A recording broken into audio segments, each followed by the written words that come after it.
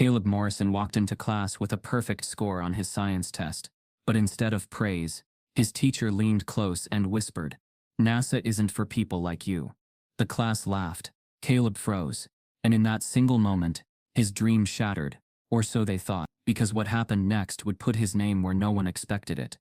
Before we deep dive into this interesting story, subscribe to our channel, and tell us where are you watching from.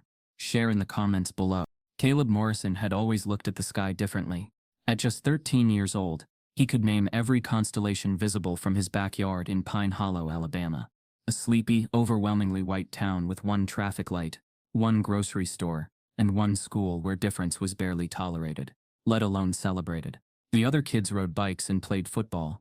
Caleb drew propulsion diagrams and memorized rocket launch schedules. He had first fallen in love with space at 7. The night his grandfather, an old Vietnam vet who spent evenings smoking on the porch, told him about the stars. "They're the same ones the ancient Egyptians looked at," he had said, his voice low and gravelly. That stuck with Caleb. The idea that something so far, so cold, so unreachable, could still connect people across time. It was magic. He spent the next 6 years chasing that magic, even when it made him different. In 7th grade, he walked into Ms. Delaney's physical science class with his usual quiet confidence, clutching a folder worn thin from notes, diagrams, and doodles of orbit patterns. He didn't talk much, didn't brag when he aced pop quizzes, and never corrected her when she gave slightly off facts about space missions. But he noticed, always noticed. It was during one of those Friday quizzes that everything shifted. The test was on Newton's laws and basic orbital mechanics, a topic Caleb had practically memorized. He finished early, as usual, and walked up to the front to hand in his paper. Delaney barely glanced up, took the paper, and offered no smile. That afternoon, while the rest of the class was filing out, she called his name. "Caleb, stay a moment." He turned, confused. Had he done something wrong? Ms. Delaney waited until the room was empty. Her heels clicked sharply against the linoleum as she walked toward him, paper in hand. "You did well," she said. Her tone clipped. "Too well." Caleb's heart skipped. "I studied." "I'm sure you did," she said slowly. Her eyes narrowed slightly. "You've got potential, I'll give you that. But I've seen boys like you before. Real smart until it gets hard. You start strong, then slip." He stared at her, unsure what she meant. She leaned in, voice soft but sharp enough to cut. "NASA isn't for people like you." It didn't register at first. "What do you mean?" he asked, voice just above a whisper. She tilted her head. "Look, it's cute that you dream big.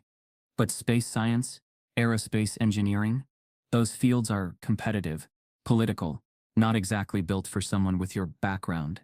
There was a pause, a long, heavy silence broken only by the hum of the fluorescent lights. Caleb could feel his cheeks burning.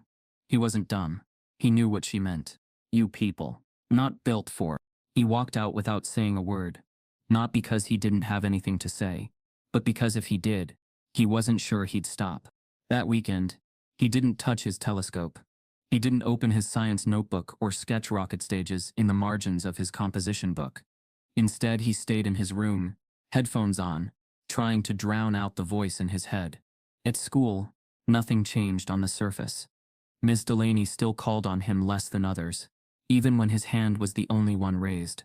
The Advanced Science Club, sponsored by her, met weekly, but Caleb, despite having the highest grade in class, had never been invited. When he asked once, she told him the group was already full. He noticed things more now. How the club had only white students.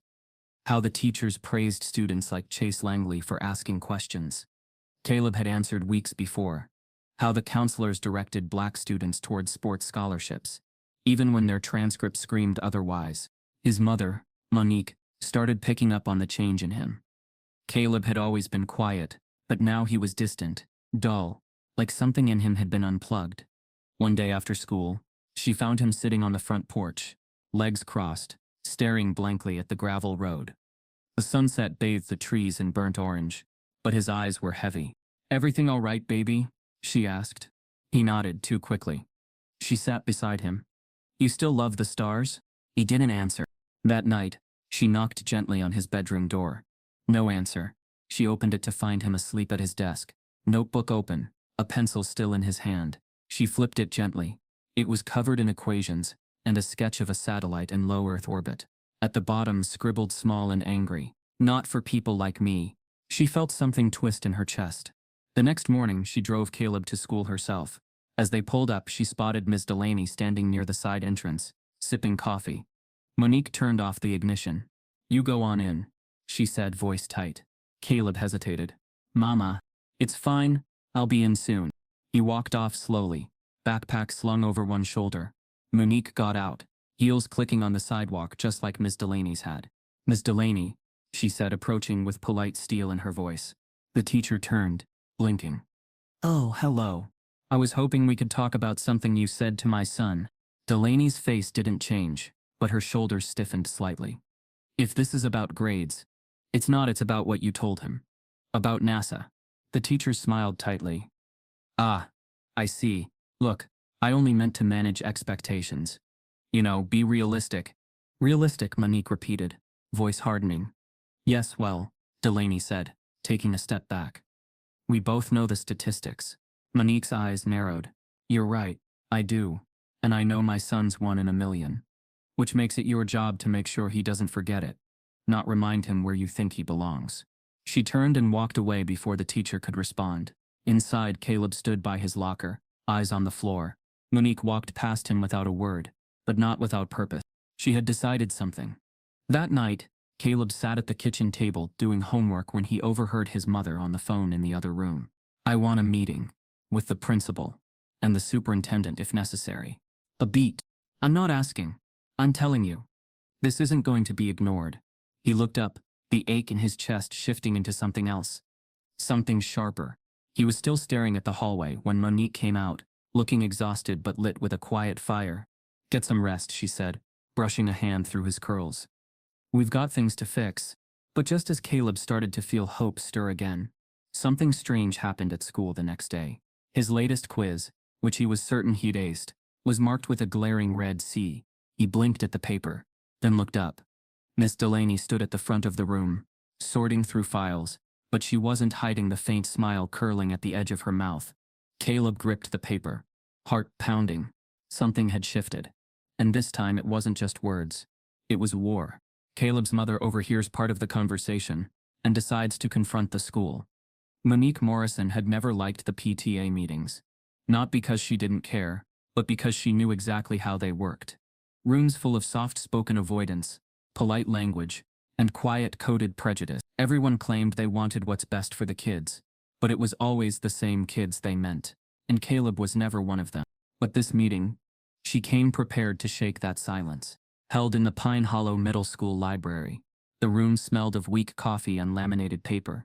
Folding chairs lined the walls beneath banners reading "Excellence through Community," and a cookie tray sat untouched on the back table. Monique took a seat near the front, her spine straight, eyes alert. She had notes, dates, and the steel truth her son had been forced to swallow. The agenda rolled forward with robotic familiarity. Fundraiser updates, budget allocations, field trip logistics. Miss Delaney sat beside the principal, legs crossed, face placid, voice occasionally chiming in with suggestions about science supplies or seating charts. Like none of this mattered. Like Caleb didn't exist. Then the PTA chair opened the floor to parent concerns. Monique stood. The room quieted with that tight, sudden stillness people get when something uncomfortable is about to be said. "My name is Monique Morrison," she began, voice clear, "and last week, my son was told by a teacher at this school that he'd never work at NASA, that space science wasn't for people like him." You could hear the temperature drop. The principal shifted. A white woman near the back narrowed her eyes, the muscles in her jaw twitching, as if rehearsing a rebuttal. A few looked toward Ms. Delaney. Monique didn't pause. "My son, Caleb, has had a passion for aerospace engineering since he was a child. He studies orbits, builds models, memorizes rocket launches, and last week, a teacher tried to crush that, not with facts but with prejudice." "Mrs. Morrison," the PTA chair said carefully, "perhaps this was I'm not finished." A beat of silence. "I'm not here to accuse without reason. I'm here to hold this school accountable for the subtle systemic discouragement it feeds black students. Starting in classrooms, in comments, in lowered expectations. You might not call it racism, but Caleb felt it. and I heard it. From the second row, a father whispered something to his wife. Miss Delaney sat, still, face unreadable. Finally, she spoke. I think I know what this is about, she said smoothly. There may have been a misunderstanding. Caleb and I had a conversation about career paths. I simply tried to help him understand the competitiveness of NASA. You said it wasn't for people like him, Monique said, her voice sharper now. I meant his academic background, Miss Delaney replied, her voice level. Caleb sometimes struggles with organization. He's very bright, but NASA is highly structured. I was being realistic. I care deeply about all my students, especially those with dreams that may need guidance. The room nodded. The principal looked relieved. The word realistic lingered like a fog. He has the highest grade in your class, Monique said flatly. Miss Delaney smiled with faint discomfort. I don't believe grades tell the whole story. There it was. A wall, institutional, polite, immovable. The PTA chair chimed in. We appreciate your passion, Mrs. Morrison. Maybe this is better continued in a one-on-one setting. Translation. You've made us uncomfortable. Please be quiet now. Monique sat down, her fingers clenched around the edges of her notebook. No apology. No accountability. Just a soft dismissal disguised as diplomacy. After the meeting, as parents gathered their things and moved toward the exit, a few gave her tight, apologetic smiles. Smiles that said, we agree, but won't say anything. One woman whispered, you're so brave, as if she'd spoken a dangerous truth instead of a basic one. Monique left with a sour taste in her mouth and a sharper resolve. At home, Caleb was on the living room floor, with his notebook spread around him and the sound muted on a YouTube science documentary. She gave him the short version. They said it was a misunderstanding. He nodded like that's exactly what he'd expected. The following days confirmed it. Caleb's homework, once earning A's, was now marked with vague comments like missing detail or needs structure. He was called on less. Group project assignments shifted. He was handed more grunt work, rarely leadership roles. He told Monique quietly, it's like I'm being managed. Worse than the teachers were. The students. Word traveled fast in a small school. Whispers started. Comments about how Caleb thought he was better than everyone. He was asked if he'd be mad if someone dressed up as an astronaut gangster for Halloween. Laughter. Shrugs. He went quieter. The spark that once made him rush to the backyard with a telescope began to flicker. Then one evening, Monique found him in his room, tearing down his NASA posters. One by one, carefully, he folded them, smoothed the edges, and placed them in a shoebox. His hands didn't shake, but his shoulders slumped. You're giving up? She asked from the doorway. Caleb looked at her. It doesn't matter what I do. It matters to me. He didn't respond. She crossed the room, knelt beside him. They don't get to tell you who you are. Not with a comment, not with a grade, not with silence, but they are. Monique pressed her hand over his. Then we'll be louder. A week later, a notice came home. Career Discovery Day. A list of guest speakers, business leaders, local politicians, alumni, and at the very bottom, Dr. Vincent Bellamy, NASA Jet Propulsion Lab. Caleb stared at the name. He read it twice. Monique saw the tiniest flash in his eyes. The morning of the event, Caleb dressed carefully. Button-down shirt, pressed pants, scuffed shoes, cleaned best he could. His notebook tucked under one arm. He arrived early and sat in the front row of the auditorium. Dr. Bellamy entered like someone who belonged to another world. Tall, crisp suit, confident smile, and black. That detail mattered. It mattered so much. He talked about space exploration, his work on robotic systems, and what it meant to be the only black voice in many NASA rooms. The room buzzed with interest. Hands shot up during Q&A. Caleb's hand was among the first. Bellamy scanned the crowd, choosing a girl asking about life on Mars. Then a boy who wanted to know if aliens were real. Another about salary. Caleb's hand stayed up.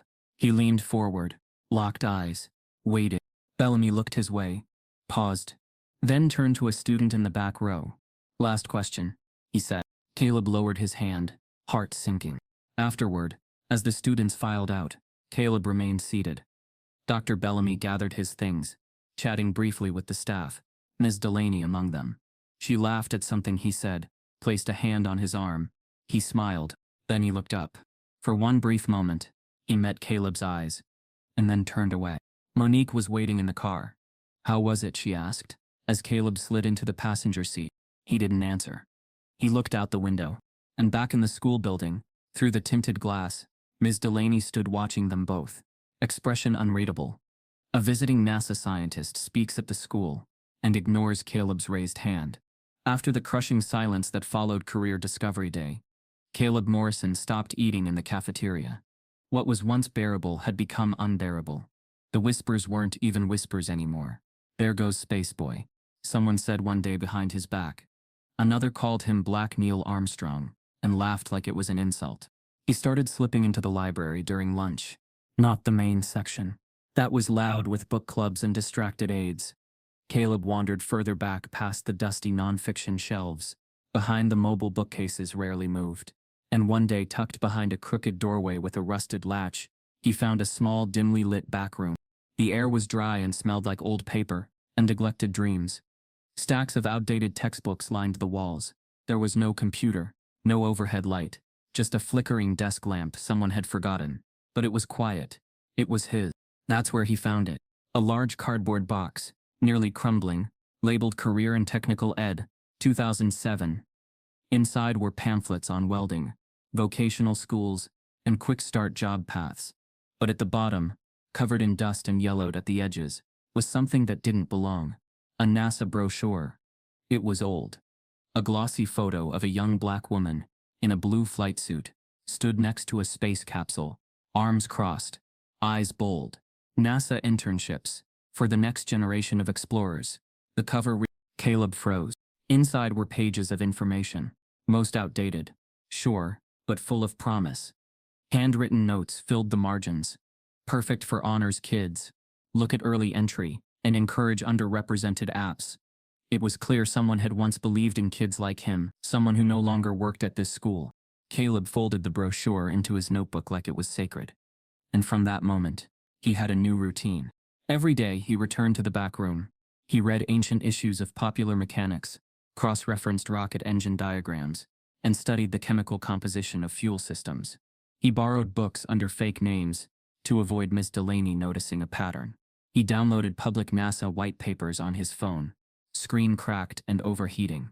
On weekends he visited the junkyard with a backpack and gloves. He scavenged old electronics DVD players, printers, hairdryers, anything with wires or lenses. With his grandfather's old soldering iron, he built his own telescope. The lens was scratched, the barrel made from PVC pipe, but when he pointed it at the night sky, Saturn was there. Real, ringed. Still the insults followed. "Space Boy," Chase Langley said again in the hall one morning. "You still chasing that fantasy?" Caleb walked faster. "You know they don't let you into space unless you pass a background check," Chase added. "That might be a problem for people like you." Caleb didn't stop walking, but his grip on his telescope case tightened. Even in class, things changed. Ms. Delaney began handing back tests marked in red.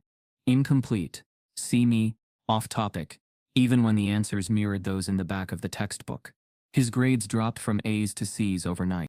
At home he showed Monique a quiz he'd been sure he aced. Her eyes narrowed. "This answer's correct. All of these are." "I know," he said softly. She didn't speak for a long moment. Then she stood. The next morning, she showed up at school. Caleb saw her through the glass window of the front office. Calm voice, straight posture, fire in her eyes, the kind of fire that burned quietly and permanently.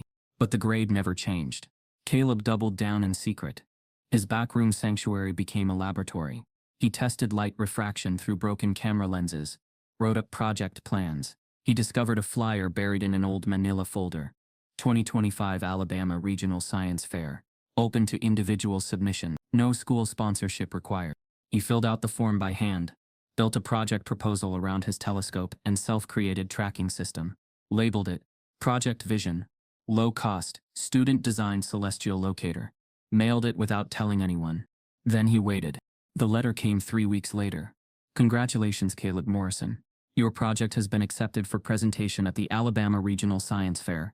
Location Atlanta, Georgia." He stood in his room holding the letter like it might vanish. He whispered the words aloud, just to hear them. He had made it, on his own, with nothing but scrap metal, duct tape, and grit. He brought the letter to the front office the next morning. "I need to get approval to miss classes for this," he explained to the secretary. She blinked. "This wasn't submitted through Ms. Delaney?" "No. I found the open submission application." The woman frowned. "You really should have gone through your teacher. Let me check with Principal Anders." 10 minutes later, she returned. Her expression was stiff. "I'm sorry, but we won't be funding your travel. The school has a very limited budget for competitions. And this wasn't formally endorsed. You can still attend, but it will have to be on your own." "But I'm representing the school," he said, voice shaking. "This is a state-level science fair. I understand, but it wasn't authorized." He stood there, letter in hand, heart thudding like thunder. The secretary turned back to her computer. The conversation was over. Caleb walked out into the hallway, eyes burning, the paper crinkled in his fist. Back in the library, in that forgotten room, he sat with the letter and the NASA brochure in front of him. One full of promise, the other now full of weight. He could hear a group of students outside the library doors, laughing. Someone shouted, "Yo, space boy, you building a rocket out of spit yet?" He didn't move. Instead, he looked around the room, at the textbooks with broken spines, at the brochures no one handed out anymore, at the lamp that barely lit half the desk. And then quietly, he whispered to himself, "They can ignore me, but I'm going anyway." He qualifies for the state science fair, but the school refuses to fund his trip. Caleb didn't sleep the night the school turned him down. The rejection echoed louder than the applause he had imagined at the state science fair. Lying awake, he stared at the ceiling. The acceptance letter creased on his nightstand. Atlanta was just over 300 miles away, but from Pine Hollow, it may as well have been on another planet. The next morning, Caleb barely touched breakfast. He tucked the letter into his backpack and left without saying much. Monique noticed the tightness in his shoulders. It was the same posture he had the first time he realized the world wouldn't always play fair.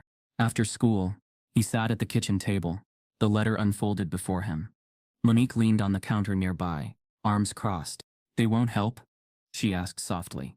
He shook his head. "They said it wasn't an official school submission, so it's not their responsibility. They won't cover travel, or even excuse the absence." Monique closed her eyes. Then she pulled out her phone and started dialing. Caleb didn't ask who. He already had a feeling. Less than an hour later, Ronnie pulled up in his rust-colored pickup. Caleb's so-called Uncle Ronnie was technically his mom's cousin, a retired diesel mechanic with bad knees, oil-stained fingers, and a heart too big for his frame. He walked into the house carrying the smell of metal and motor oil. "Heard you're trying to get to the stars, kid," Ronnie said, giving Caleb a lopsided grin. "How far's Atlanta?" 309 miles, Caleb replied. "Let's round it to 350 in case the truck coughs up a lung." "You got gear?" "I've got my rover and my notes. That's all I need." Ronnie scratched his chin. "I got a little stash saved up. Supposed to be for my cortisone shots, but this seems more important. Bones can wait. You're on a clock." Monique opened her mouth, but Ronnie held up a hand. "I'm driving him." Caleb stood still, stunned. "You sure?" he asked. "I don't say things twice, son." They left at dawn the next day.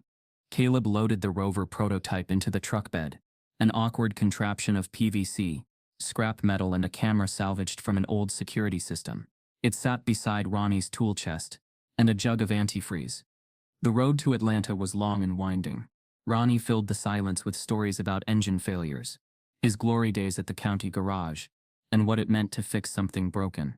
"You gotta listen," he said, gripping the wheel with one hand. "That's what separates a good mechanic from a parts changer. Same thing with people." Caleb nodded, watching the sun rise over the tree line. For the first time in weeks, he felt like someone saw him as more than a burden. When they reached the convention center, Caleb's nerves kicked in. Hundreds of students crowded the entrance, many in matching uniforms or blazers, embroidered with elite school crests. Their booths glittered with full-color banners, laser-cut models, and tablet-based demonstrations. Caleb had none of that, just his rover, his backpack, and his resolve. He found booth 317 in the far corner of the hall, sandwiched between a robotics team from a STEM academy in Charlotte and a genetics project with a sponsorship tag from a biotech company. He unpacked quietly. No one greeted him. No one noticed. When the judges began making rounds, Caleb stood tall beside his booth. He explained his prototype to anyone who approached, which at first was no one. His voice was steady, but inside he was cracking. Kids who walked by glanced at his setup and kept moving. One whispered, "That thing looks like it was made in shop class." Another chuckled, "Is that duct tape?" He kept his eyes on the rover, adjusted the wheels, rebooted the motion sensor. A full hour passed. Then, a voice behind him. "Did you build this yourself?" Caleb turned. A man in a black NASA polo stood with arms crossed. His name badge read, Dr. Langston Pierce, Jet Propulsion Laboratory. "Yes, sir," Caleb said, straightening up. "I sourced all the parts myself. It uses thermal and motion tracking, powered by solar and lithium. The chassis is lightweight, with a custom control script in Python." Langston stepped forward, inspecting the wheels, the wiring, the camera rotation. "This tracking algorithm, did you code it from scratch?" "Yes. It compensates for environment light, but..." Langston raised a hand. "Explain it like I'm a student." Caleb smiled slightly. "It sees heat. If something moves, it follows. Like a small rover scanning for signs of life." Langston nodded, impressed. "Not bad, son." Within minutes, one of the fair's judges joined them. Then another. Questions flew. "How did you test accuracy? What was your biggest failure? Why did you choose this design?" Caleb answered each one without pause. His voice grew more confident with every question. Other students started noticing. Whispers turned to curiosity. The junk rover was suddenly the most crowded booth on the row. At 5:45 p.m., the finalists were announced. Third place went to a team from Charleston for a clean energy conversion system. Then second place, Caleb Morrison, Pine Hollow Middle School. There was a second of stunned silence, then applause. Caleb walked to the stage, eyes scanning the crowd. He spotted Langston, standing in the back, clapping slowly, nodding. Ronnie jumped up from his folding chair, grinning so wide it hurt. Caleb held the certificate like it weighed 50 pounds. On the drive home, the metal around his neck glinted in the passing headlights. The windows were down. The wind carried the scent of red clay and redemption. "I told you," Ronnie said, chuckling. "They didn't see you coming." Back in Pine Hollow, Caleb walked into school the next day with the medal on display. A few kids stared. One teacher gave him a soft smile. But most didn't say anything. Until he got to science class. Ms. Delaney stood by her desk, a stack of papers in her hand. "Mr. Morrison," she said, not even glancing at the medal, "I noticed you didn't turn in last week's worksheet." "I was in Atlanta, at the science fair." She raised an eyebrow. "That wasn't school-sponsored. Missing class without approval is still an unexcused absence." He said nothing. She handed him a printout. His grade had dropped to an F. He stared at it, the medal still hanging around his neck. Miss Delaney calls the fair a waste of time and penalizes his missed homework with a failing grade. Monique Morrison stood outside Principal Anders' office with a clipboard in her hand and fury in her chest. She hadn't come to argue. She came to see, and once she saw, she'd never be able to unsee. She had requested Caleb's academic record after seeing an F on his report card, for science, the very subject he'd just won a state medal in. But the real concern wasn't the grade. It was the silence. No email, no phone call, no parent-teacher conference, just a quiet, calculated sabotage. "I want a copy of everything," Monique said, her voice low but unyielding. "Grades, behavioral notes, attendance, teacher comments. I'm not leaving without it." The secretary smiled the way people do when they're hoping you'll just go away. "That requires a formal request. It usually takes a few days." "I'll wait." 3 hours later, after multiple phone calls and reluctant compliance from the assistant principal, Monique sat in her car with a thick manila envelope, resting on her lap. She opened it with trembling hands, flipping through pages of printouts and handwritten comments, and what she found stole the breath from her lungs. First, a disciplinary report she had never seen before. It claimed Caleb had been disruptive in science class 6 weeks prior, refusing to follow instructions and being defensive when corrected. Monique blinked. No teacher had ever mentioned a single behavioral issue to her. Caleb had never even received detention. There were more. Comments from other teachers that subtly painted a picture. Overly sensitive to criticism, often distracted, defiant when challenged. It was as if someone had been slowly stitching a false narrative behind her back, one that could explain away any academic shortfall, justify any exclusion, cover any unfair treatment. But that wasn't all. Monique scanned for awards. Caleb's 6th grade perfect attendance certificate, his middle school science club achievement, The robotics project he led for Black History Month. None of them were listed. Nothing. It was like the school had rewritten his record, erased the best parts, and replaced them with shadows. She flipped to the pages labeled Cumulative Performance, All Students.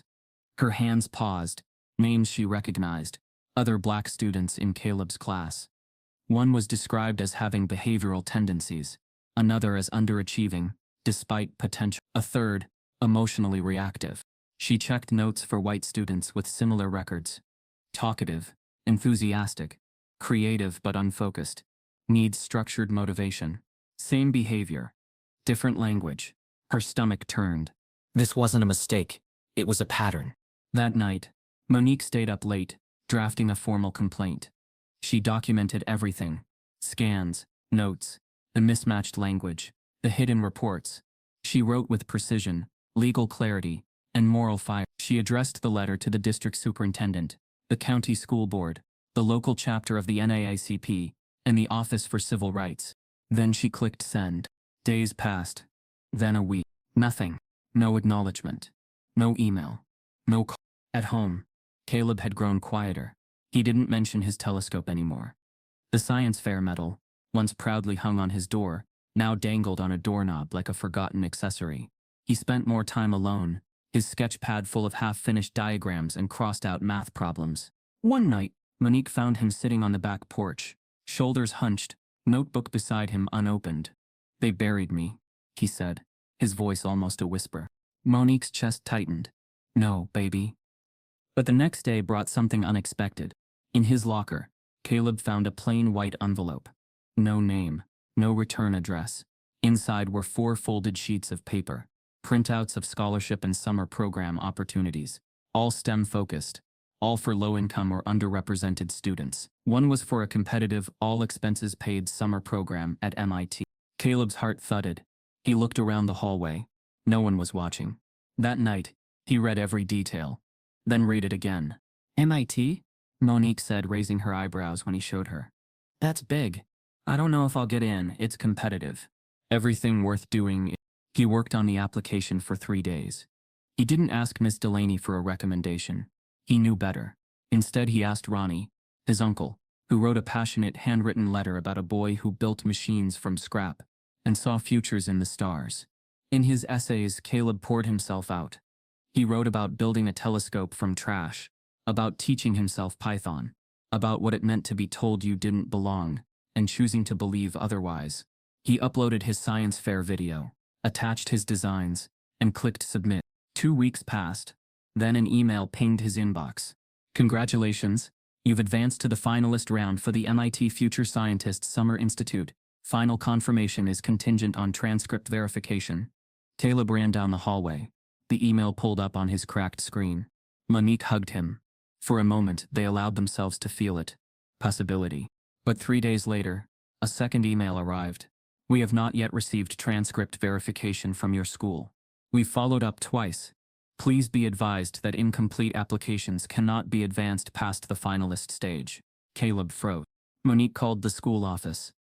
The receptionist said the request had just arrived that morning. Caleb called MIT. The coordinator on the phone sounded kind but clear. "We emailed your school last Monday. No response.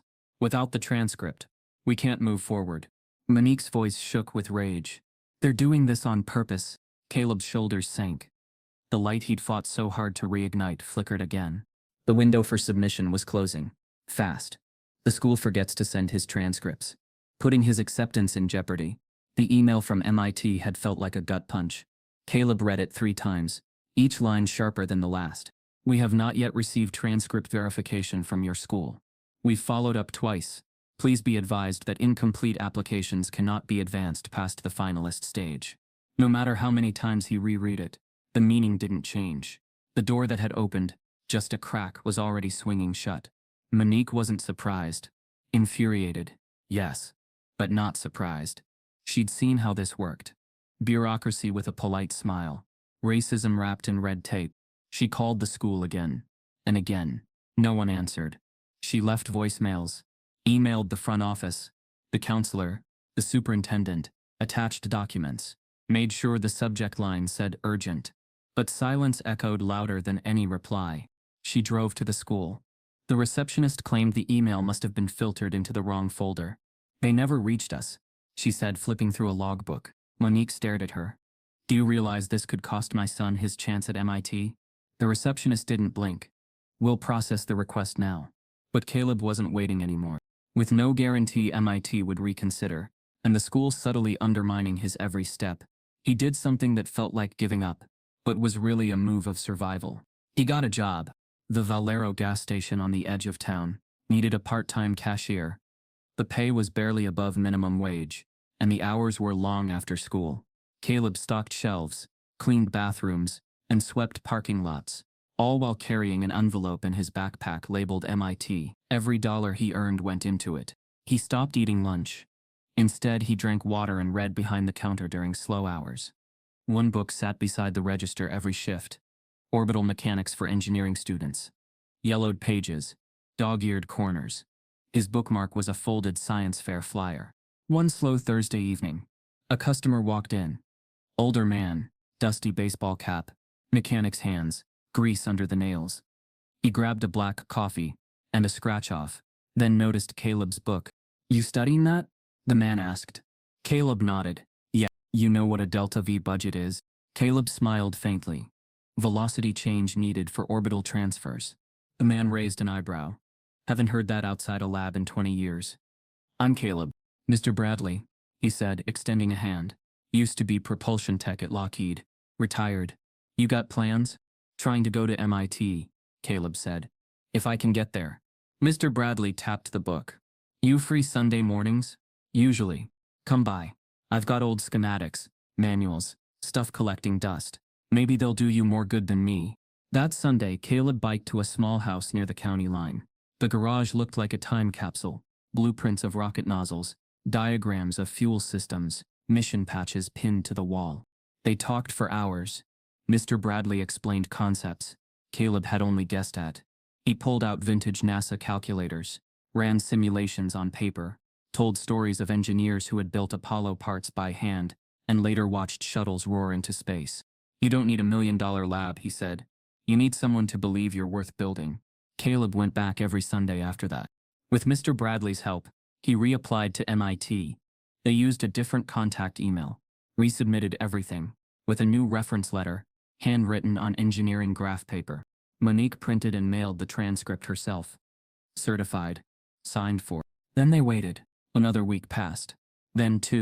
And one night, as Caleb walked into his bedroom after a late shift, he found an envelope on his pillow. No stamp. No return address. Inside was a letter on thick textured paper. Handwritten. Dear Caleb, your application didn't just stand out. It reminded us why this program exists. We are thrilled to offer you a spot in the MIT Future Scientists Summer Institute. Your passion, resilience, and resourcefulness speak louder than any transcript ever could. Welcome to Cambridge. Dr. Lila Arnett, Program Director. Caleb stared at the letter. His eyes welled. His hands trembled. Then he let out a sound somewhere between a laugh and a sob. Mom, he called. Monique appeared, eyes wide. He handed her the letter. She read it once, then again, and then she pulled him into a hug so fierce, he couldn't breathe. They stayed like that for a long time. He had made it, but just as they were beginning to breathe again, Caleb noticed the last line. Please confirm attendance and arrange travel and lodging within 10 days. His heart thudded. 10 days. And they had nothing saved. Caleb looked up, lips parting. Monique met his eyes. We'll figure it out, she said. But in her voice, even he could hear the urgency. The dream was real now, but still dangling by a thread. Caleb is accepted but must find a way to fund the travel and lodging within 10 days. The acceptance letter from MIT had done something nothing else had managed in months. It made Caleb feel seen, not tolerated, not pitied, but recognized, until he reached the bottom line. Please confirm attendance and arrange travel and lodging within 10 days. That sentence hit harder than any insult he'd ever heard. The celebration died mid-breath. 10 days. No extensions. No safety net. MIT had opened the door, but it was still up to him to cross the threshold. They had no savings, no travel fund, no network to call on, just determination, and maybe that was the most dangerous kind of hope. Caleb spent the first night running numbers. Bus ticket, 120 stairs. 2 nights in a motel, $212. Food, $100. Minimum. Travel insurance, transit, incidentals.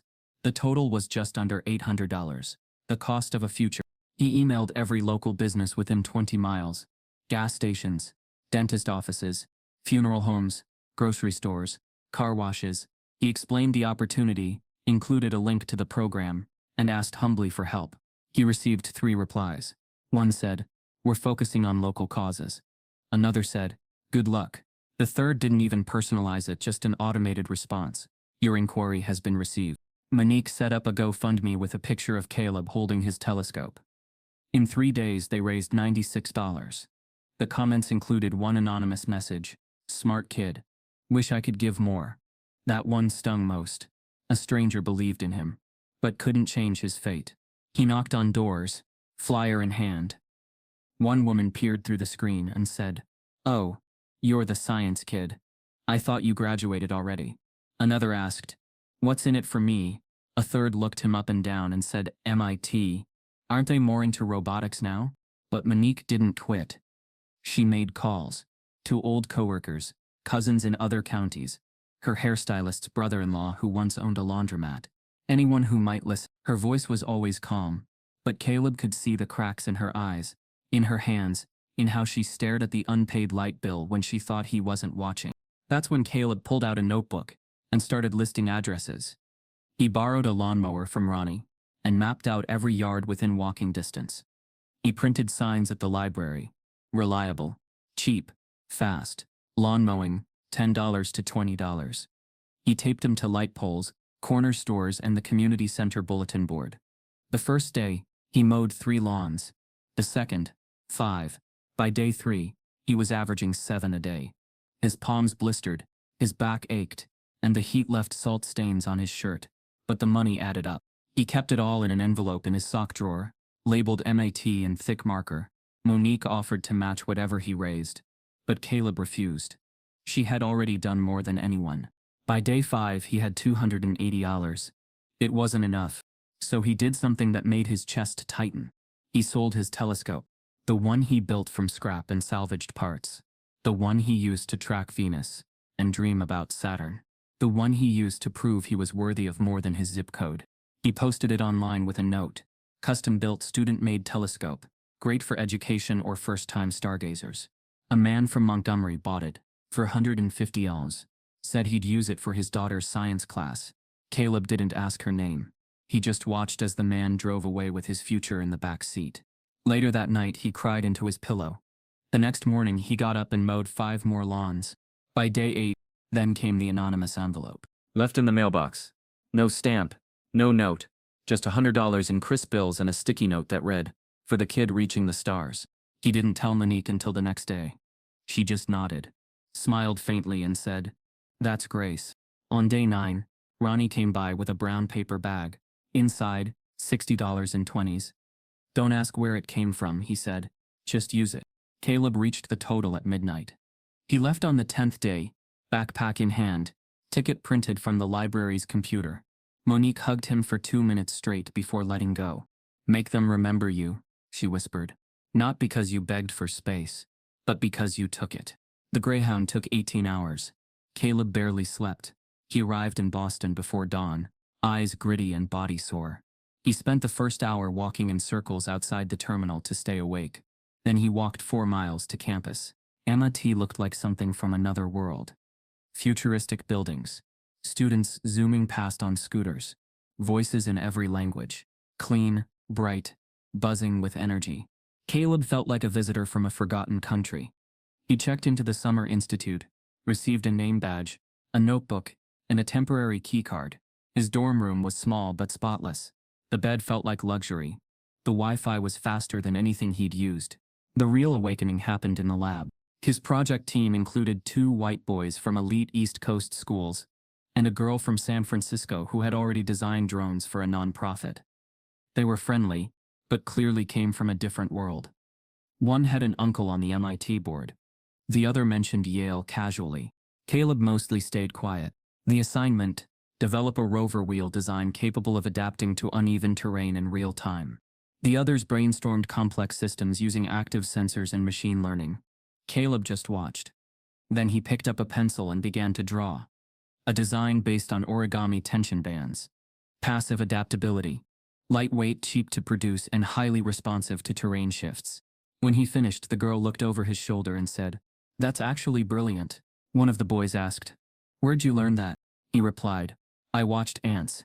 They carry stuff 10 times their size, and never trip." The team used his design. They built the prototype in 2 days. It worked better than expected. The judges, a panel of MIT engineers and NASA tech leads, were impressed. One leaned forward and said, "Who did the core design?" They all pointed at Caleb. After the presentation, the students mingled in the courtyard. A man approached him, tall, gray suit, NASA JPL badge. "You're Caleb Morrison?" Caleb nodded, nervous. "I've seen your work. That design? Practical, elegant, original." He handed Caleb a card. "Langston M. Pierce. Talent in Propulsion. NASA JPL. Reach out after the program. You've got a mind we need." Caleb couldn't speak. He just nodded, staring at the card like it was made of gold. That night, Caleb sat alone in the dorm lounge, card in hand. His phone buzzed, a notification from his email. Subject, urgent. Concern regarding Caleb Morrison's character. From Delaney.Pinehollow @ed. He opened it. Dr. Arnett, the program director, had forwarded it to him. Attached was a message sent late the night before. "I'm concerned your program may not be aware of this student's behavioral history. Caleb Morrison has a documented record of insubordination, disciplinary issues, and classroom aggression. While I respect the need for inclusion, I felt it necessary to alert you to these concerns before offering further advancement or partnership opportunities." Caleb's stomach dropped. Ms. Delaney. She hadn't just tried to crush his dreams in private. She had now followed him, 1,200 miles from home, to try and destroy him here too. A recruiter from NASA's JPL gives him a card, but Ms. Delaney sends a warning email, claiming Caleb is untrustworthy. Caleb stared at the forwarded email on his screen, a cold weight settling in his stomach. The subject line alone, concern regarding Caleb Morrison's character, felt like a punch, but the sender made it worse. Ms. Delaney. Even here, 1,200 miles from Pine Hollow, she still found a way to reach for his neck. He read the message again. "I'm concerned your program may not be aware of the student's behavioral history. Caleb Morrison has a documented record of insubordination, disciplinary issues, and classroom aggression." It was all lies. Polished, professional-sounding lies. Nothing overt, but just enough poison to stain a reputation. She hadn't just tried to fail him in a classroom. She was trying to bar him from the very future he fought for. When Dr. Arnett called him into her office the next morning, Caleb walked in feeling like a defendant in court. She didn't look angry, just concerned. "Caleb," she said gently, "we received a troubling email last night. I'm giving you the opportunity to respond directly. You don't have to explain everything, but we do take character evaluations seriously." Caleb clenched his jaw. It was happening again. He was being asked to defend himself against a story someone else wrote. "I don't have disciplinary issues," he said. "I've never been suspended. I've never even had detention. The same teacher who sent that email told me in front of a class that I didn't belong at NASA, that this field wasn't for people like me." Dr. Arnett's eyes didn't flinch. "She told you that?" "Yes. And when my mom complained, they buried it. Just like they buried my transcripts." Arnett exhaled and leaned back in her chair. "I believe in fairness, Caleb. But we need something in writing. For the record." Caleb spent that evening writing a letter explaining who he was. Not just the student, but the boy who mowed lawns, built telescopes from junk, rode a Greyhound 1,200 miles for a dream. Every sentence felt like walking a tightrope between honesty and restraint. The next morning, he received an email. "You've been asked to submit one additional reference to support your position. Do you have someone in mind?" He did. Mr. Bradley. That evening he called him from the dorm hallway, pacing back and forth while the phone rang. Bradley answered on the third ring. "How's the institute treating you?" Caleb didn't hesitate. Ms. Delaney sent MIT an email saying I'm a liar and a problem student. Silence. Then Bradley said, "That woman's got rot in her bones. Give me the address. I'll handle it." The letter arrived 2 days later, handwritten in blue ink, signed with a trembling but deliberate signature. Walter J. Bradley, former propulsion tech, Lockheed Martin, In the letter, Bradley described the boy who spent weekends in his garage, learning about thrust-to-weight ratios, fluid mechanics, and rocket stability. He described Caleb's patience, hunger to learn, and quiet kind of brilliance you don't see anymore. He ended it with one sentence: "If the future of American aerospace doesn't include Caleb Morrison, then it's the future that's mistaken, not the boy." Dr. Arnett called him in that afternoon. She didn't say much, just handed him the letter. "I needed to read this," she said quietly. "You're cleared, Caleb. Your record here remains intact." And she smiled just faintly. "I'm recommending you for the satellite calibration pilot this fall." Caleb blinked. The what? "A small research team. Real launch project. You'll be working on component testing for signal synchronization. It's competitive, but I want you on it." He left the office in a daze, not sure if he wanted to laugh or cry. He had fought off another ambush, but how many more would come? That night, the program published a short feature on their internal website, "From Alabama to MIT: A Student's Journey Through Grit and Guts." The photo showed Caleb beside his rover prototype, smiling. The caption read, "Meet Caleb Morrison, the future of aerospace." He didn't know who had written it, but he didn't care. For once, his story was being told on his terms. The piece got picked up by a local Boston news outlet. A 2-minute segment aired with clips from the program, including Caleb's presentation and the NASA recruiter shaking his hand. Monique saw it from home and called everyone she knew. The next day, Caleb received an email from Ms. Delaney. Subject: defamation and legal notice. "You are misrepresenting the educational environment and implying misconduct on my part. I have contacted my union and will be pursuing defamation charges. Please refrain from further public statements about me or Pine Hollow School." Caleb stared at the message. She wasn't done. She couldn't destroy his reputation, so now she was trying to scare him into silence. A local news outlet runs a segment on him, and Miss Delaney sues for defamation. The email from Miss Delaney had been a warning shot. The lawsuit was the cannon.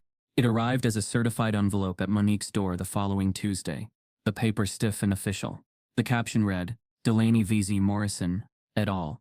The complaint alleged defamation, intentional infliction of emotional distress, and reputational harm arising from false and malicious statements." It named both Monique and Caleb. It cited the Boston News segment, the Institute's web feature, and circulating reports in the community as evidence that Ms. Delaney had been cast as a racist and professional saboteur. Monique stood in the kitchen with the document open on the table, hands steady even as her breath trembled. "She's suing a child," she said almost to herself. Caleb read the lines twice, then a third time, as if this were one more exam he hadn't studied for. "It says she cried for 3 days, he muttered, skimming an affidavit. "That she can't sleep. That parents are questioning her commitment to equity." Monique set the papers down. "They questioned her commitment because she questioned your humanity." He nodded, but his jaw was tight. He could already picture the headlines back home, the side conversations in grocery aisles, the comments whispered at church. Pine Hollow loved a spectacle, and it loved its teachers even more. The spectacle arrived faster than either of them expected. A local blog, anonymous, loud and mean, posted a screenshot of the lawsuit, with the caption, "Boy, this ain't NASA, this is a lie." Within hours, the comments filled up with vitriol. Another race card. Kid wants attention. Mother looking for a payout. That night, Monique's Facebook page lit up with messages from people she didn't know. Some told her to stop smearing good teachers. Others told her to move. A few told her worse. She silenced her phone and went to check the front door twice. From Boston, Caleb watched the avalanche unfold in real time, the comments rolling in like a storm he had no shelter from. His inbox filled with messages too. Classmates forwarding links. A few kind words, more silence than anything. The Institute's cohort, his new community, tightened around him, and also drew away.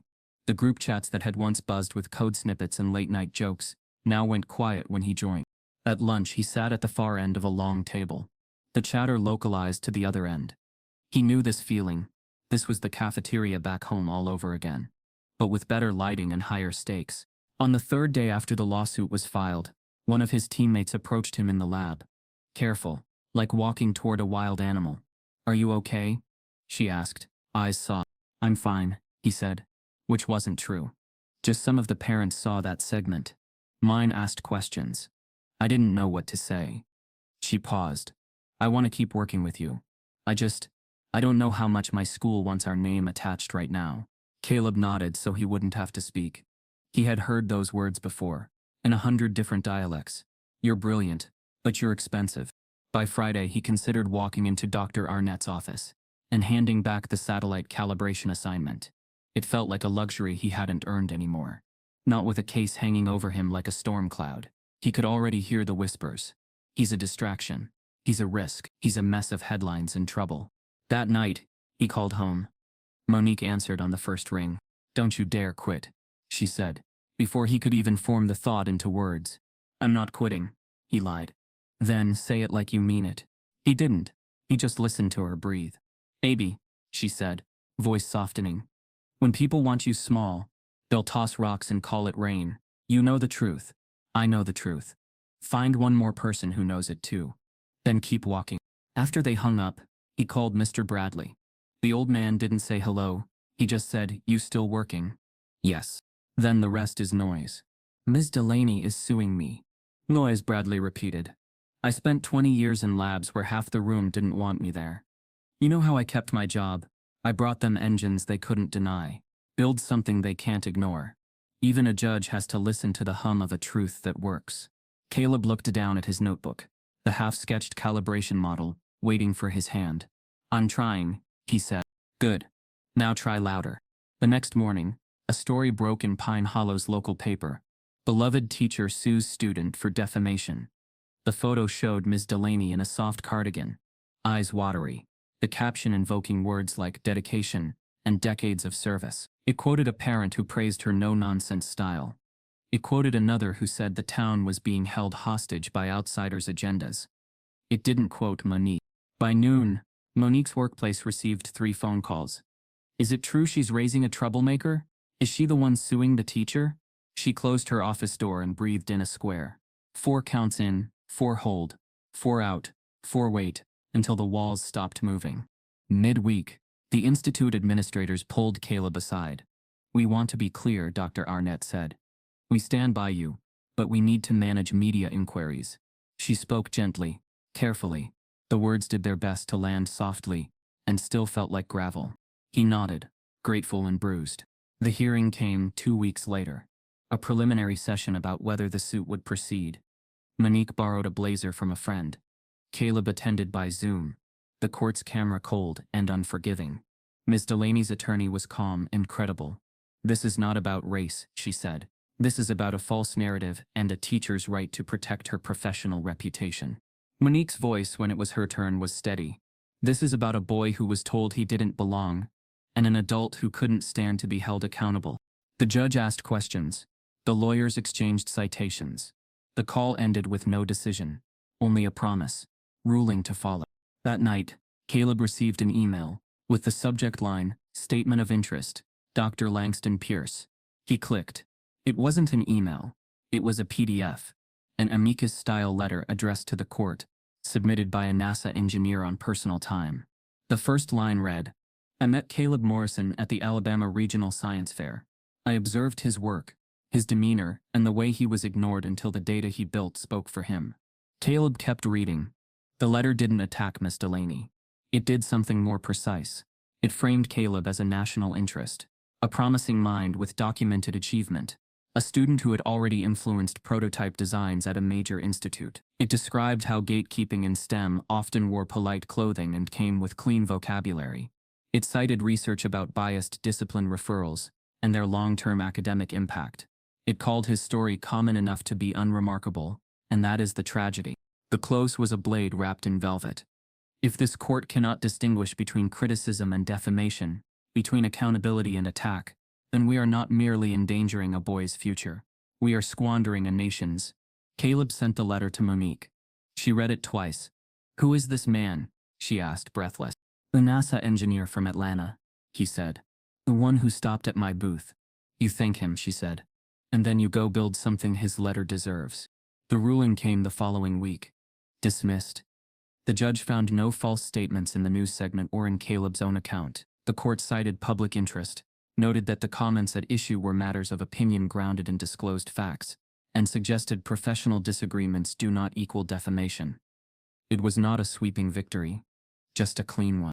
Caleb stared at the word on his phone, dismissed, until it stopped looking like a word, and more like a door unlocking. Monique closed her eyes and exhaled a prayer that sounded like relief and like grief at once. The town did not celebrate. Some said the judge was soft. Others said the woke media pressured the court. At the grocery store, Monique still felt stares like windburn. In the school parking lot, a parent muttered to another, "She knows how to play it." Miss Delaney returned to class. Children still took their seats. The world kept turning, just slightly off its axis. On campus, the institute congratulated Caleb in private. The cohort sent a round of thumbs-up emojis. His teammates invited him back to the group chat. It was kindness, or the performance of it. It left a film on his skin. Either way, he decided to sign on to the satellite calibration project anyway. The team lead was a doctoral student named Priya, who spoke in verbs. Calibrate, iterate, validate. The work felt like a confession and a vow. He stood at a bench, logging data from sensor clusters, teaching himself the language of error margins and jitter. The device hummed, sometimes it screamed. He adjusted, listened, adjusted again. Late one night in the lab, Priya found him alone with the unit, a halo of graphs on the monitor. "You don't go home?" she asked. "I live here," he said, almost smiling. She nodded toward the screen. "You cut drift by 8% since Tuesday. That's not luck." She paused. "The story back home. Sorry for what it cost you." "It's still costing," he said. "Just not here." She looked at him. "Make sure it doesn't cost you." After she left, he opened his inbox, almost absent-mindedly. There were the usual messages. Lab reminders, a shipping confirmation for a component, a note from Mr. Bradley. "Don't forget to eat." Then there was one he didn't recognize. From acquisitions, as meridianedpublishers.com. Subject: potential collaboration opportunity. He clicked. "Dear Mr. Morrison, we saw the local segment and later learned more about your story through MIT's program site. We're developing a new middle school STEM textbook series for underfunded public schools, prioritizing affordability and representation. We are seeking a young co-author to help us design hands-on projects built from low-cost materials. Your background building functional instruments from salvaged parts is exactly the voice we need. Would you be open to a conversation about contributing as a co-author? We believe your name and your methods should be on the cover students see first." Caleb stared at the message. A textbook. Not just a feature or a segment or a post that would vanish after a few days. Something printed, carried, dog-eared, passed from hand to hand. A book that would sit on a desk in a town like Pine Hollow. Open on a page with his name. He read it again. The email felt like a door he hadn't known existed, opening onto a room he had imagined but never thought he'd enter. His phone buzzed. Another email. Same sender. Following up timeline quite fast. If you're interested. He looked out the window, at the quiet campus glowing under streetlights. The lab humming like a living thing. Monique would cry. Mr. Bradley would say something about engines and destiny. Miss Delaney would see the cover and he didn't finish the thought. He moved the cursor to reply. His hands trembled, not from fear this time, but from the suddenness of a new kind of possibility. A textbook publisher emails Caleb with an unusual proposal. The email from Meridian Publishers didn't feel real at first. Caleb read it 3 times, then a 4th, then closed his laptop and walked around the dorm common room just to make sure he hadn't imagined it. A textbook. His name. On the cover. For kids like him, the kids who sat in classrooms that told them to be quiet, to aim lower, to dream smaller. But reality followed quickly, heavy and familiar. Miss Delaney's lawsuit had only just been dismissed. His reputation had survived. But barely did he really want to put himself out there again. To make himself a target. To give people another chance to twist his story. He could already imagine the sneers. He thinks he's famous now. He's cashing in on pity.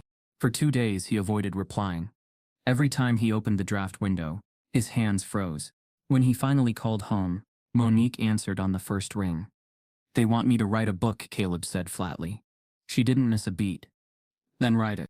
You don't think it'll make things worse? They already dragged us through the mud," she said. "And you're still standing. They called you a liar, and you built proof. They called you untrustworthy, and NASA handed you a card. You think another storm is going to stop what God already set in motion. But my name, on school's books. What if it just paints a bigger target on me?" There was a pause. Then Monique said softly, Baby, you ever notice how targets and spotlights look a lot alike? The difference is what you do when you're standing in one. The next day, Caleb clicked reply.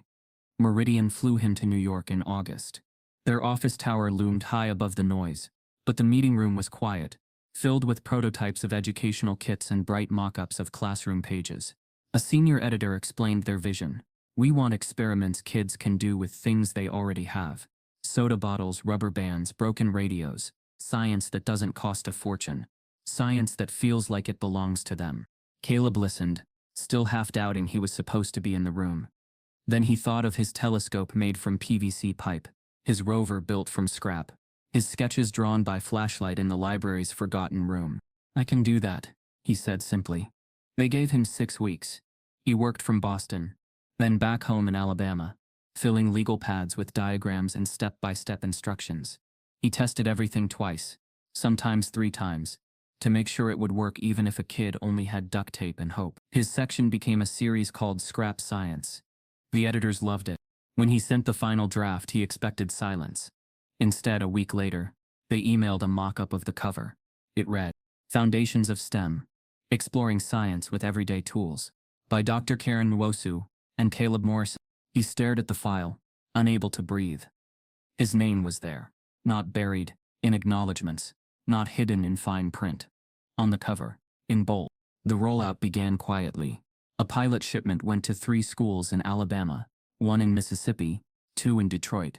Caleb flew to Birmingham for the first classroom visit. He expected indifference. Instead, when he walked in, 30 kids turned in unison, eyes wide. One whispered, "That's him." Another pointed at the copy of the book in her desk, his name stamped across the front. After the lesson, the teacher asked if he'd stay a few minutes. The kids lined up, holding their books out for signatures. Caleb's throat tightened as he scrawled his name, remembering the nights he thought his name was meant only for files marked defensive and resistant to authority. One boy, maybe 10, stepped up last. He held his book tight, eyes nervous. "They said people like us don't work at NASA," he whispered. "But you did this." Caleb crouched down so they were eye to eye. "Don't wait for them to believe you," he said. "Make something that forces them to." The boy nodded like it was a secret. Word spread faster than Caleb could process. Photos of him in classrooms popped up on social media. A video of him explaining his rover wheel design to a group of 7th graders went viral. A boy in a button-down shirt, soft southern drawl, saying, "You don't need money to invent, you just need questions." Within 2 weeks, the video had over 2 million views. News outlets picked up the story. From lawsuit to textbook author, teen engineer inspires students nationwide. His inbox filled with invitations, podcasts, webinars, guest lectures. He turned most down, focusing on his work, but the momentum was unstoppable. National magazines ran features. Online forums debated him. Some praised, some sneered, but this time, the tide leaned in his favor. Teachers in underfunded districts ordered bulk copies. Kids posted pictures of experiments they'd tried from Scrap Science. For the first time, Caleb's story wasn't just his. It belonged to the students holding those books. Monique watched from her living room in Pine Hollow, tears running freely. Ronnie bragged to every neighbor who'd listen. Mr. Bradley kept the first copy of the book on his coffee table, open to the dedication, for the students who were told no. Keep asking why. Then, one September morning, Caleb received an email unlike the others. From National Educators Conference Committee. Subject, keynote invitation. Dear Mr. Morrison, We would be honored if you would deliver the closing keynote at this year's National Educators Conference in Chicago. Your journey from student to published author embodies the challenges and triumphs at the heart of our mission. We believe your story can inspire educators nationwide. Caleb read it twice. His name, on the keynote program. His voice, in front of thousands of teachers, principals, policymakers. He hit forward and sent it to Monique. Her reply came back instantly. "Say yes. The world needs to hear you." But as he scrolled down to the list of confirmed speakers, his breath caught. There, near the bottom, under Classroom Excellence panel, was a familiar name. Miss Patricia Delaney, Pine Hollow Middle School. She would be there. The woman who told him space wasn't for people like him. The teacher who sabotaged his grades, blocked his transcripts, smeared his name, sued his family. She would be in the audience when he took the stage. The target and the spotlight. Once again, indistinguishable. Caleb is invited to speak at a national educators conference, and Miss Delaney is on the guest list. The ballroom lights were too bright, too white, like searchlights instead of spotlights washing out the faces in the front rows, until they were just shapes. Caleb stood behind the curtains, palms damp, listening to the mic checks and the conference coordinator whispering cues that sounded like orders. He had rehearsed, cut lines that felt like anger, sharpened the ones that felt like truth. He told himself this was just another presentation. Then the stagehand lifted the curtain an inch. He saw her. Front row, aisle seat.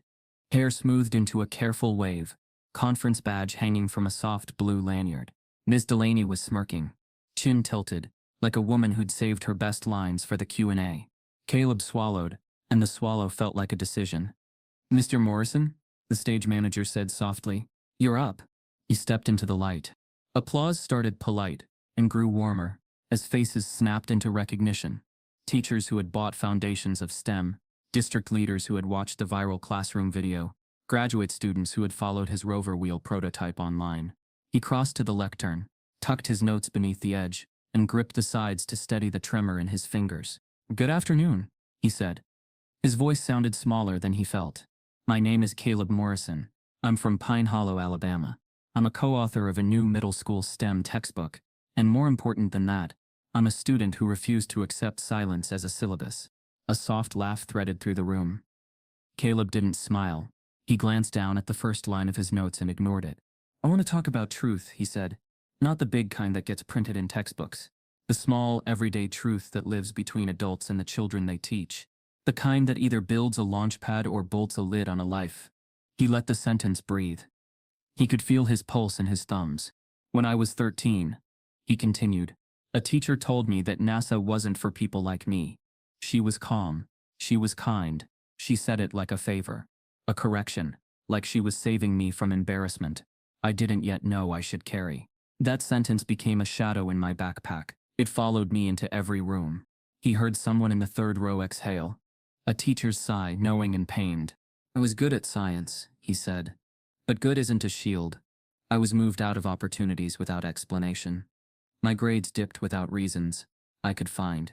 Files existed about me that my mother never saw. Words appeared like labels. Defensive, resistant, disruptive, that can't be disproved because they describe a feeling, not a fact." He looked out into the front row deliberately. Miss Delaney's smirk had flattened into a careful blank. "I did what a lot of kids do when the room narrows," he said. "I went quiet. I built things in secret. I entered the science fair on my own. I found a dusty NASA brochure in a library backroom and pretended it was addressed to me." He swallowed again. His voice warmed. Less lecture, more confession. "I also found people, my mother, who refused to let the system rewrite me. My cousin Ronnie, who spent his injection money on a tank of gas to get me to Atlanta. A retired propulsion tech named Mr. Bradley, who taught me to hear the music inside an engine drawing breath. Even then, there were days I believed the lie, that I was too much trouble for the rooms I wanted to enter." He let the next sentence land slow. "I'm here because I decided to tell the truth louder than the lie." Applause rose, then settled. Caleb lifted a hand, not to shush but to shape the quiet.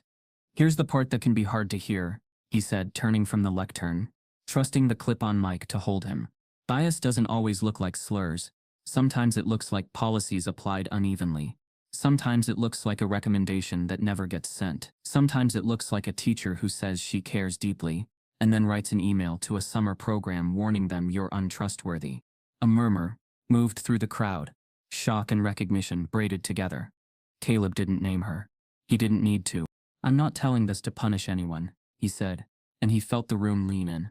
"I'm telling it because there's a child in your classroom right now, who is me. Maybe his name is Daniel.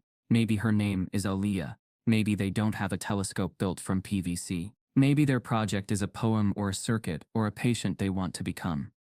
When you feel the urge to manage expectations, ask yourself whether you're protecting the student or your comfort." He paused. His hands had stopped shaking. "I co-authored a textbook I never had as a kid. It costs less because we write experiments with what students actually have. It includes names like mine, faces like mine, questions asked with voices like mine. We did not write this because representation is trendy. We wrote it because representation is instruction." The applause came back, louder. A few people stood. Caleb raised his palms. Thank you, please sit, and glanced again at the front row. Ms. Delaney had not moved. She watched him like a problem she was certain she could still solve. He closed with a story. I visited a school in Birmingham last month, he said.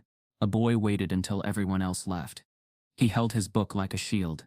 He said, they told us people like us don't work at NASA. But you wrote this. I didn't tell him to be grateful. I didn't tell him to be realistic. I told him to build evidence. Because the loudest argument in any room is a working prototype. He let himself smile. Thank you for building rooms where kids don't have to argue at all. The applause rose and broke like a wave. He kept his head down a moment, collecting himself, then lifted it to bow. That's when he saw the hand in the front row shoot up, insistent, entitled, certain. Ms. Delaney. There was no Q&A scheduled for his keynote, but she stood anyway, stepping into the aisle, voice bright with public concern. Excuse me, she said, projecting just enough to reach the back without the help of a mic. As an educator of 25 years, I feel compelled to ask, do you worry that stories like this dissuade teachers from offering honest guidance? Isn't there a danger in turning complex situations into simple villains? A hush fell so fast the air seemed to drop a degree. The moderator hesitated near the wings. Intervene or let it play. Caleb kept his expression still. The younger version of himself wanted to fire back, to name dates and quotes and grades in red ink. The older version, the one standing under hot lights with his name on a book, chose something else. Thank you for the question, he said calmly. I agree. This is complex. Most teachers are doing heroic work in impossible conditions. But complexity is not an alibi. When a child says, I was discouraged, the ethical response is not, you misunderstood me. It's show me where I failed you so I can fix it. Delaney's smile tightened. And if the child is mistaken, then the record will clear the adult, he said gently. But too often the record is written by the adult alone. A few scattered claps turned into a soft rumble. The moderator stepped forward, thanked everyone, and closed the session before the moment could curdle. Music played, a merciful cue. Caleb stepped away from the lectern, heart pounding not from fear now but from the effort of restraint. Backstage smelled like dust and old velvet. He took one breath, then another, and reached for a paper cup of water. He didn't see her until she was already inside the curtain line. Caleb, Miss Delaney said, voice low and pleasant, the way a counselor might greet a child after a tantrum. He didn't answer. You handled that well, she continued. You're a very persuasive speaker. It's almost enough to make one forget how much you embellish. He set the cup down. Please leave. You've built a brand on grievance, she said, tone still honeyed. A career on the narrative that you were wronged. But people who work with children know there are two sides to every story. I tried to keep you realistic. I tried to protect you from disappointment, and now you've turned me into a monster. He stared at her. When he spoke, his voice was quiet and even. You told me NASA wasn't for people like me. You interfered with my transcripts. You emailed a program director to warn them I was untrustworthy. That's not protection. That's sabotage with manners. Her eyes flashed. Be careful, she said. You're one quote away from another lawsuit. He felt the old rage knock, the kind that makes words into weapons. He didn't open the door. I won't say your name, he said, but I will keep saying mine. He stepped past her into the hallway. And the children hearing me will know which of us told the truth. She didn't follow. The curtain swallowed him back into the hum of the conference, the clink of coffee cups, the quick steps of people late for panels, the whisper of 1,000 lanyards.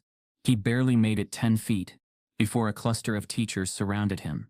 A tall black woman, with braids, grabbed his hand. You said what we needed, she told him, eyes bright with grateful fury. A white man in a rumpled blazer said, I'm from a district like yours. I've watched good kids get rearranged into bad records. Thank you. A Latina principal pressed a card into his palm. Come to El Paso, she said. Our kids need to see you. He shook hands. He hugged.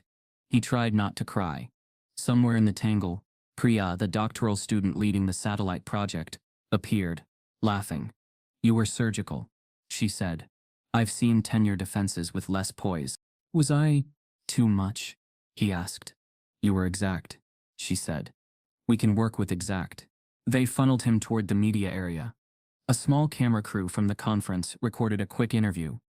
What do you want teachers to take from your story? The reporter asked. But a future can be broken by a sentence, he said, and rebuilt by a lab bench. The crew thanked him.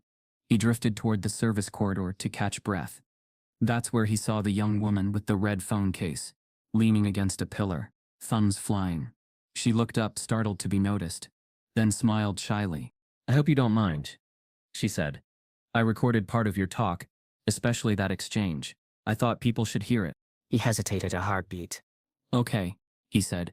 Thank you for being careful. She nodded. I'll post it responsibly. Then, after a beat, sometimes truth needs witnesses. He found a quiet corner near a freight elevator, and finally sat.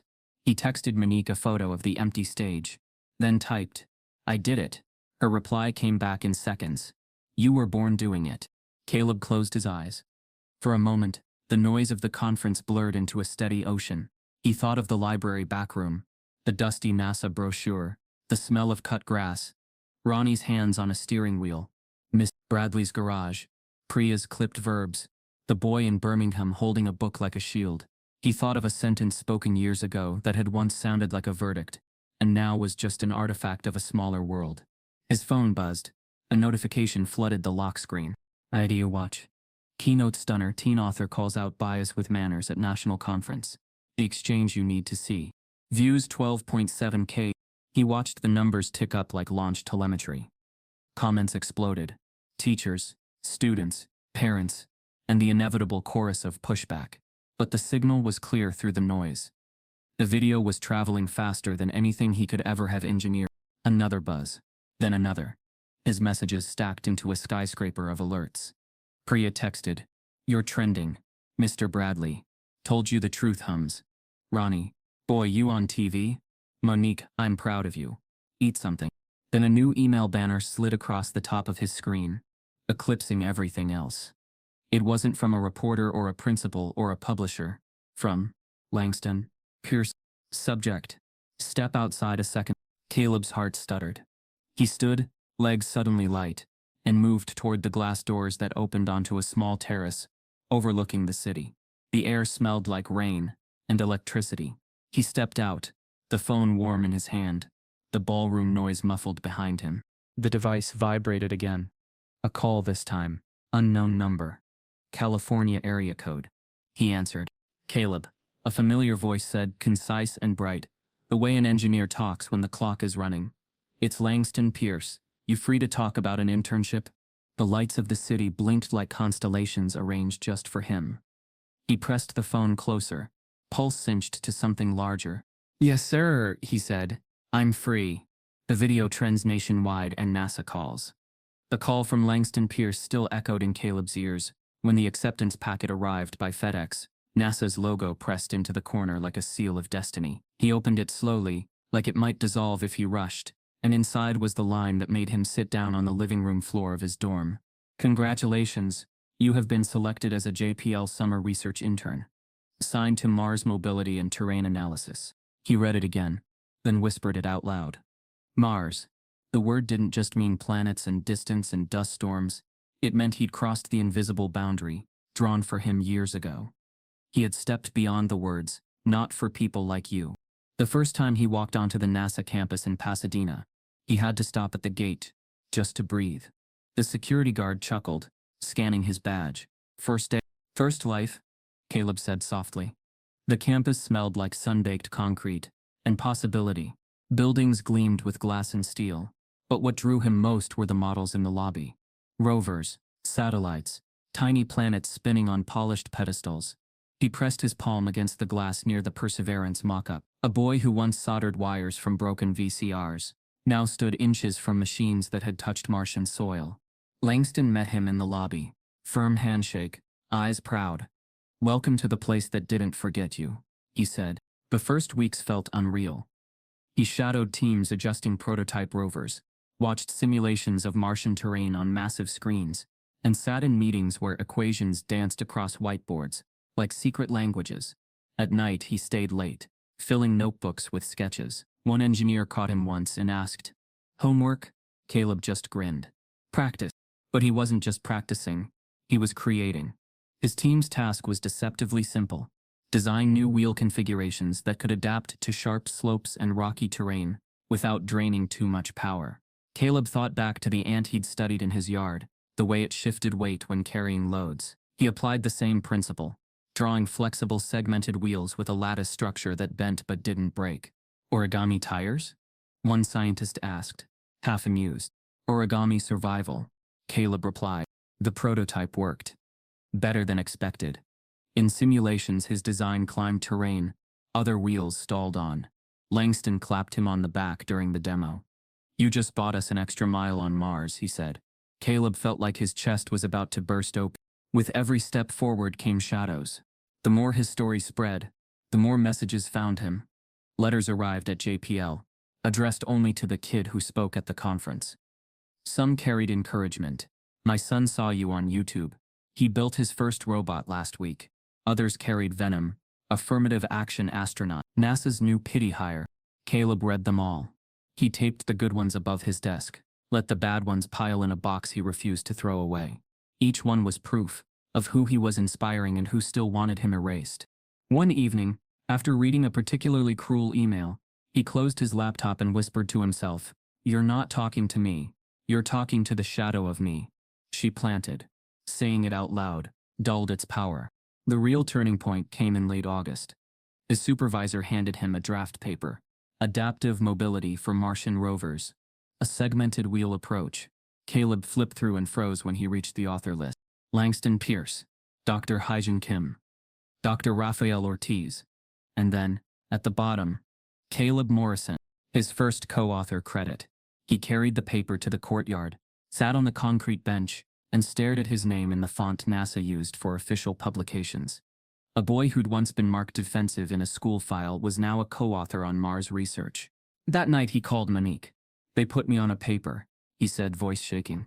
Her laugh broke into tears. "Baby, they can't erase ink." The internship rolled on. Each week another threshold crossed. Access badges that opened new labs, invitations to meetings where his input wasn't just tolerated, but requested. He stood in the clean room once, gazing at components bound for space, and whispered, "Don't mess up, Caleb," even as his hands stayed steady. But just as the summer reached its peak, an email arrived from his old district in Alabama. Subject, curriculum proposal. It outlined plans for the next school year. A unit on representation in STEM. One of the centerpiece texts, Foundations of STEM, the very book with his name on the cover. His story was slated to be featured in lesson plans for 8th graders across Pine Hollow. Caleb read the message twice. Emotions colliding. Pride, disbelief. A pang of fear. Kids would open books and see his name where he once searched in vain, for anyone who looked like him. Then he saw the second attachment. A letter of objection. Signed in neat cursive, Patricia Delaney. Her words were familiar. This material unfairly maligns faculty and distorts the educational climate of Pine Hollow Middle School. It is inappropriate for classroom use and risks undermining trust between students and their teachers. She was still trying to control the narrative, still writing the file on him. Caleb lowered the screen slowly, the paper on Martian wheels beside him, the old battle rising in the new light. His high school plans to feature his story in next year's curriculum, and Ms. Delaney objects. The first whispers reached Caleb through a link. Monique sent late one night.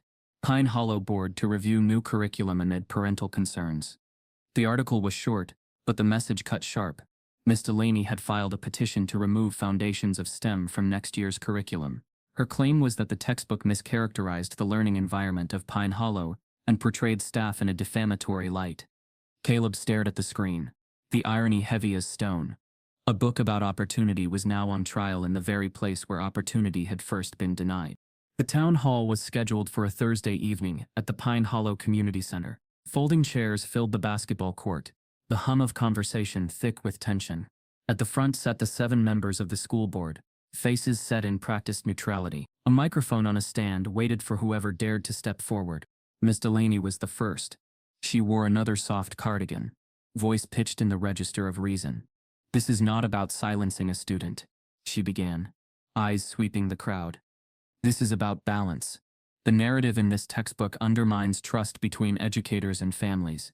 It casts aspersions on dedicated teachers. Our children deserve materials that inspire without demonizing.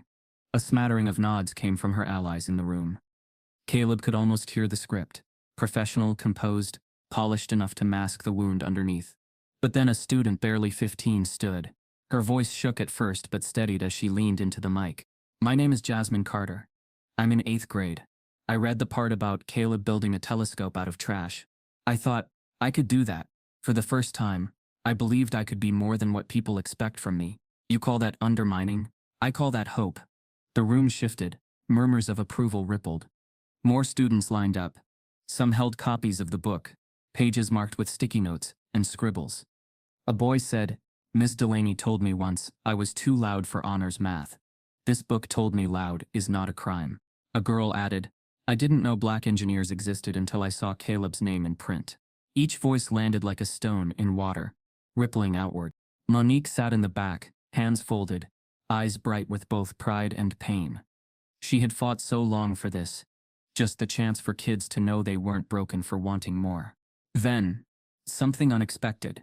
A man in his 20s stepped forward, tall, with a faded Pine Hollow hoodie. My name is Derek Johnson. I graduated in 2012. Ms. Delaney was my teacher. She told me I should aim for something practical. When I said I wanted to be an architect, I ended up dropping the advanced track. I still wonder what would have happened if she'd just said, Tr. A gasp rippled through the room. Another former student stood, then another, each recounting memories, quiet slights, lowered expectations, moments that had once seemed small but now revealed their weight. Delaney's face tightened, but she didn't interrupt. She sat still, clutching her notes like a lifeline. The board deliberated late into the night. The room buzzed with speculation. The air heavy with years of tension finally surfaced. One member argued for community harmony. Another countered with academic freedom. A third said, we cannot erase representation just because it makes us uncomfortable. Finally, the chair cleared her throat. We'll take a vote. Hands lifted, 3 for removal, 4 again. The motion failed. Applause thundered through the hall, not polite, but raw, cathartic. Students hugged, parents clapped, Monique exhaled, head bowed, whispering a prayer of thanks. Ms. Delaney rose quietly, gathered her papers, and walked out without looking back. For the first time, she did not control the record. The following week, the decision made headlines. Board upholds curriculum featuring local student turned NASA intern. Across town, classrooms buzzed with new energy. Students checked out science kits from the library, formed clubs, dared to say aloud what they once whispered, I want to be an engineer. I want to be a scientist. I want to be like Caleb. A generation cracked open. Caleb read the news from his dorm in Pasadena, his phone lighting up with messages from Pine Hollow kids he'd never met, but already knew by heart. Each one carried the same refrain. Because of you, I believe I can. He leaned back, letting the words wash over him. For a moment, the years of silence, the buried files, the lawsuits, the whispers, they all felt small compared to this chorus. Then, as if on cue, another envelope arrived in his inbox. From Executive Office at White House. Subject invitation. He clicked. Dear Mr. Morrison, President Carter would like to formally invite you to the White House as part of the National Youth Innovators Summit. Your work in STEM education and rover mobility research represents the kind of story we want the nation to hear. We would be honored if you would attend. Caleb stared at the screen, the seal of the United States glinting at the top. His breath caught in his throat. The boy who once mowed lawns for a bus ticket was now being summoned to the White House. Caleb receives a letter from the White House. The invitation lay on the kitchen table, like it carried its own gravity. The presidential seal embossed at the top shimmered under the light. Caleb had read it 3 times already, but still, his brain refused to register the words as real. You are hereby invited to the White House to receive the National Youth Science Award in recognition of your contributions to STEM education and research. Monique sat across from him, her hand covering her mouth. Tears ran silently down her cheeks. She shook her head, smiling through them. Baby, she whispered. They called my son to the White House. Caleb exhaled a laugh that cracked halfway into a sob. I don't even own a suit. We'll find one, she said quickly, like the details couldn't stop this moment from landing. We'll find one. The day of the ceremony, the sun shone too bright, the sky too wide. Caleb and Monique flew into D.C. the night before, the city's skyline glowing like a constellation laid across the ground. As their cab passed the Washington Monument, Caleb pressed his forehead to the glass. "It looks unreal," he murmured. "It is unreal," Monique replied, her hand resting lightly on his knee. "But so are you." The next morning, dressed in a dark suit, borrowed from a mentor's son, and tailored just enough to fit, Caleb stood at the White House gates. Secret Service checked his badge twice, their earpieces buzzing faintly. Monique walked beside him, head high, her Sunday shoes clicking against stone. When the staff ushered them inside, Caleb's breath caught. The hallways gleamed with portraits, faces of leaders, thinkers, presidents, none of whom looked like the boy from Pine Hollow who once mowed lawns to buy a bus ticket. In the green room, he met the other honorees, a Latina coder from New Mexico, who had designed a wildfire detection app, a black girl from Chicago, who created a low-cost water filtration system for her neighborhood, an indigenous student from Arizona, who engineered solar-powered refrigeration for remote clinics. They looked at one another not with envy but recognition. Caleb felt it in his chest. We weren't supposed to be here. But here we are. When his name was called, Caleb stepped into the East Room, chandeliers glittering above rows of guests. Cameras flashed. The president rose from behind the lectern and extended her hand. "Caleb Morrison," she said warmly. "The boy who turned scrap into science." He shook her hand, his own trembling. She pinned the medal to his lapel. The applause swelled.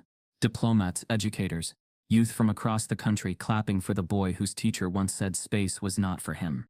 In the crowd he noticed a monitor streaming the event for national TV.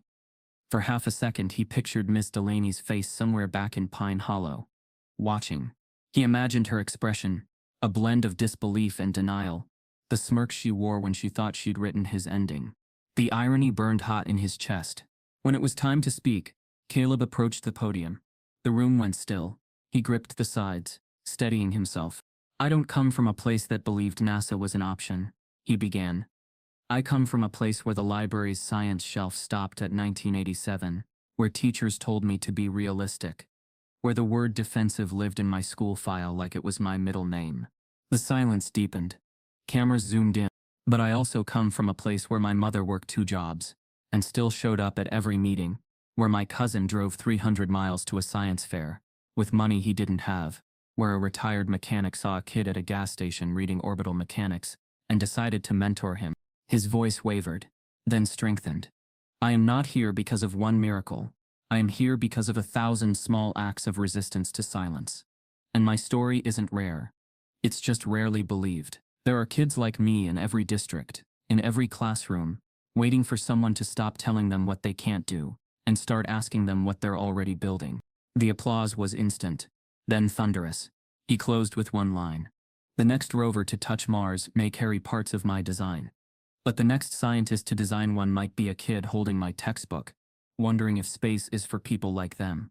I hope my being here today answers that." The crowd rose to its feet. Cameras broadcast the standing ovation across the country.